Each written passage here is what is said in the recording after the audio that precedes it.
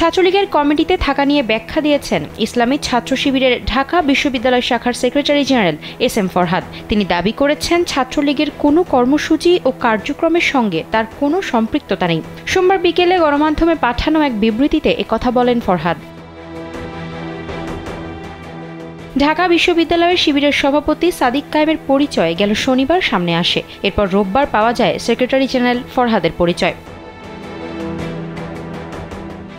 ঢাকা বিশ্ববিদ্যালয়ে শিবিরের সেক্রেটারি জেনারেলের ছাত্রলীগ পদে থাকা নিয়ে সামাজিক যোগাযোগ মাধ্যম ফেসবুকে নানা আলোচনা হচ্ছে। এমন পরিস্থিতিতে ফরহাদ এক বিবৃতিতে জানান, সমাজ কল্যাণ গবেষণা ইনস্টিটিউট শাখা ছাত্রলীগের কোনো কর্মসূচি ও কার্যক্রমের সঙ্গে তার কোনো সম্পৃক্ততা নেই। 250-টিরও বেশি ডিজাইন অপশন নিয়ে ওয়ালটন স্মার্ট ফ্রিজ, বোঝে আপনার প্রয়োজন।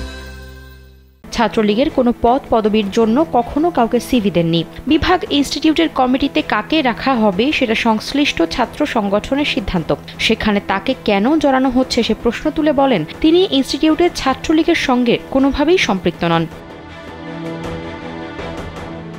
জানা যায়, ফরহাদ ঢাকা বিশ্ববিদ্যালয়ের কবি জসিমউদ্দিন হল ডিবেটিং ক্লাবের সভাপতি এবং সমাজ কল্যাণ ও গবেষণা ইনস্টিটিউট ডিবেটিং ক্লাবের সাধারণ সম্পাদকের দায়িত্বে ছিলেন। ছড়িয়ে পড়া একটি ছবিতে ডিবেটিং ক্লাবের একটি ইফতার মাহফিল অনুষ্ঠানে তানভীর হাসান ও কেন্দ্রীয় ছাত্রলীগের কারিগরি শিক্ষা বিষয়ক সম্পাদক রাকিব সিরাজের পাশে ফরহাদকে বসতে দেখা গেছে।